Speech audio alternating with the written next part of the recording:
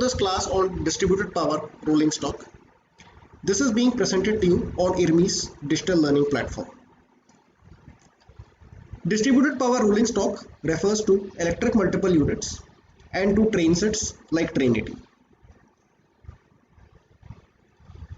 Typically, we are used to seeing loco drawn trains in which we have the loco in the front pulling the train behind it. Now, loco drawn trains are a good time tested concept, but there is a slight problem with this idea. So here you have a locomotive in the front, and this locomotive is trying to pull a really long rake of maybe 24 coaches, or in case of good stock you may have something like 59 wagons. So all the power to pull the train is coming from this locomotive here, and so you can obviously make out that there is going to be a very high amount of force on this coupler between the locomotive and the rolling stock. Okay, so the locomotive needs to be really powerful, and this means that the locomotive has to be an extremely capital intensive and powerful asset. So what happens if the locomotive fails? So if this fails, then there is nothing that you can do with this rake. So you are stuck in midsection until you can arrange for a replacement locomotive. So it's equivalent to putting all your eggs into a single basket. So we obviously need to build in some kind of redundancy into the system. And in fact, experienced traffic officers you may interact with during your probation would tell you that it's always better to run trains in a multiple unit. In fact, many global railways always runs good trains on multiple units, so that if even one of the locomotives does fail, they still can easily clear the section and sometimes even reach the destination. So this is what I have outlined. You need to build in redundancy. You have very high coupler forces at this point. And this last point in which I have spoken about tractive effort. So what I mean is that at this point, you actually need a great deal of friction to be able to pull this rake behind you. But now when you have just one locomotive, you are only using the friction of these 6 axles of the leading locomotive. And so that limits the speed at which you can accelerate it. Now just to explain this concept further, how frequently have you seen a railway line on a mountain or a hill? But very often you find buses and bikes moving up a mountainous road. So what's the reason for that? So the reason for this is that when you buy a car, even if it's a very basic car, then out of these 2 wheels, at least one wheel is driving, that is connected to the engine, and the other one is simply following. Similarly, when you have a bike, the same logic follows. Out of these 2 wheels, at least one of them is driven while the other is just being dragged along. Buses, well, you may have something like, if you have a multi-axle bus, you may have 3 axles, out of which 1 or 2 may be powered. But what happens in case of a train? Just think about it. In the previous slide, I have given you a hint that in a train, a locomotive is trying to pull 24 coaches or 59 wagons. So basically what this means is that 6 axles are actually trying to pull something like 24 into 4, 96 axles, or maybe 59 into 4 axles in case of a goods train, right? So this comes to approximately 240. Okay, so the ratio is really bad. You have something like 6 axles trying to pull about 100 axles, or 6 axles trying to pull about 250 axles, and that means that you really can't navigate this kind of a sharp gradient, and that's why you would find that even the working timetable is so specific about mentioning the ruling gradient. Even a gradient of 1 in 200 or 1 in 300 becomes a big thing for a locomotive. I'm sorry, not 1 in 200 or 1 in 300, but something like 1 in 50 becomes a great deal for a locomotive, but it might be something that a car or a bus can quite easily negotiate. Okay, so one way of overcoming this problem is to go in for teamwork. That is, we go in for greater number of driving sets of wheels. You have more wheels which are driven, so you have more friction to trap into. The coupler forces, instead of being distributed into this single area, are instead distributed across the length of the entire rake. You have some force here, some force here, and then some force here. Advantages of train sets. Now we'll look at some of the commercial aspects of using a train set. These days, a lot of people, they stay in the suburbs, and so having a coach or a multiple unit with greater carrying capacity means that you can run more trips between the suburbs and the city. And if you're running on the main line, then a faster speed means that you can actually run a greater frequency of trains. Now the question is that this faster turnaround basically leads to a better asset utilization. I'll just ask you a question. Would you like to have just one train from Delhi to Howrah, which runs in the morning, or would you like to have a large number of trains which run frequently throughout the day?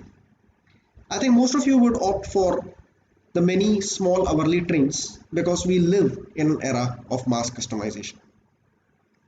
And those of you who are interested in books, there is this book on the third wave by Alvin Toffler, which actually talks that manufacturing is gradually moving towards a situation of mass manufacture to mass customization. So a train set which actually makes more trips at more convenient times is an example of mass production of a good, moving people in large numbers at the times that they want to do, and that is a good example of mass customization. I'll now move forward and we'll talk about the loco sets or loco trolls or train sets that we have seen in Indian Railways. As an AME, I worked in a diesel shed which had two locomotives, 12169 and 189. These were known as the Medha brothers because they were linked by a distributed power radio system, and they were predominantly used for pulling goods locomotives. But frankly speaking, distributed power for goods rolling stock is a concept which is yet to take off in India. And I hope that with the launching of things like the Anaconda rake, this becomes more and more commonplace. Then we have the famous electric multiple sets of Mumbai, which actually carry the population of the entire city. Then we have the famous Talgo, which had trials in India a few years back. And then there is the famous Trinity. These are some of the pictures. In the first picture, you see three locomotives moving in a ghat section. You obviously need multiple sets to negotiate ghat sections like this.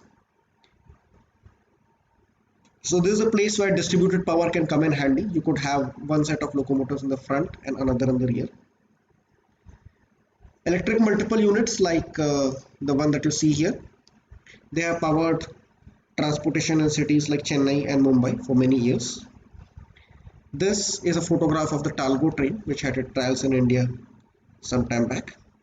And then of course we have moved forward from Talgo to our own train set, Trinity. Delve a little bit deeper into this topic.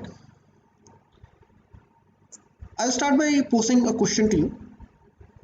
The first question that aspect that we need to understand is that we need to have a choice between how do we drive the wheels. Do we drive it through electricity? Do we drive it through diesel?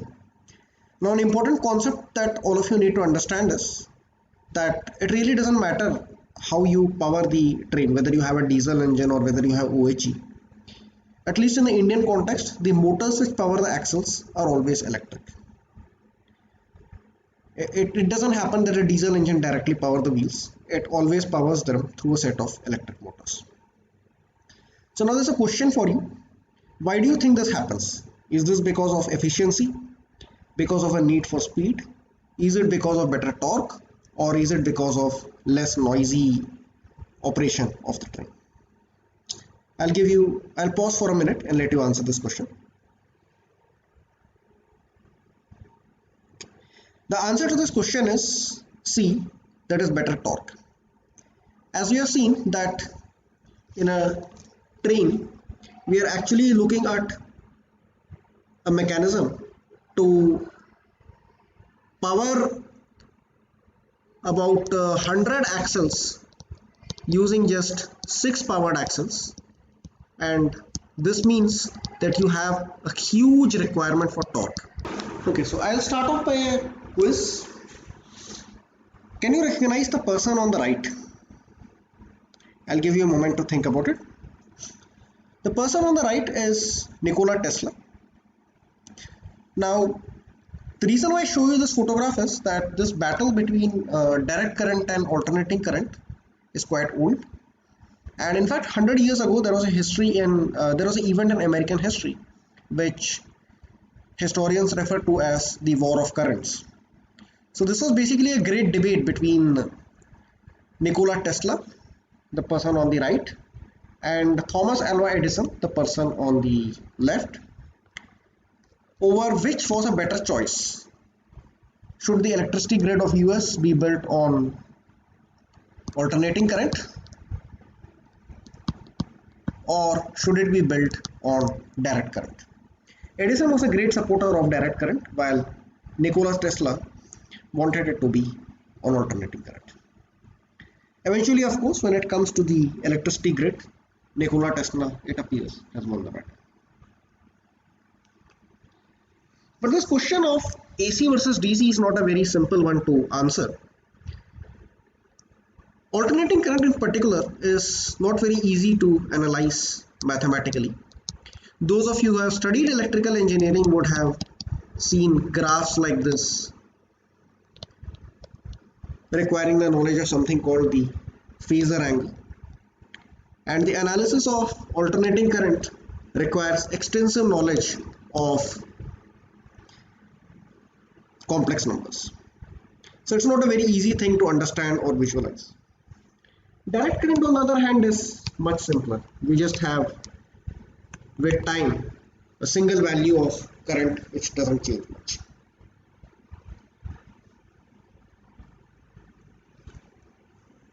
Now, I'm not telling you these things to scare you technically, but just to tell you a basic point that alternating current is difficult to understand, visualize, and also difficult to control. And this means that when we talk about the advantages of using a DC motor versus an AC motor, a DC motor has really good starting torque. It's very easy to control and maintain. But its disadvantage is that it requires very heavy maintenance because it has something called carbon brushes, which require regular maintenance. We have locomotives from the Alco family, American Locomotive Company family, like the WDG 3A or WDM 3D. And these locomotives, they need to come to the shed every fortnight. And among the many things that we need to check, one of the things are the carbon brushes. But when it comes to alternating current based motors, you get a very smooth torque. The next advantage is that you get very good regenerative braking. That is, you can electrically brake a rolling stock without the use of friction brakes. It's very useful. In some electric cars, I am told that you never need to change the brake disc. But the problem with this is that you have an extremely complicated closed loop control algorithms. If any one of you goes on to one of these locomotives like WAG-9 or WDG-4D, then you would find just behind the driver's console there is a series of electronic cards, And these electronic cards basically they constitute a very complicated and powerful computing system which makes sure that your alternating current based motors continue to function normally. So it takes a great deal of effort to make sure that it functions smoothly. Now this photograph, I just wanted to guess who this person is. I'll just pause for a moment. This person happens to be Jayant Baliga. He's an IIT Chennai alumnus and he's famous as the inventor of the insulated gate bipolar transistor. The IGBT is a technology which actually makes it possible to control AC induction motors. And without these inventions, you would not have electric cars, inverter based ACs, which are highly energy efficient, freight locomotives like WAG-9 or WDG-4. They save millions of units of electricity each year, and they are in fact powering a green transport revolution across the world.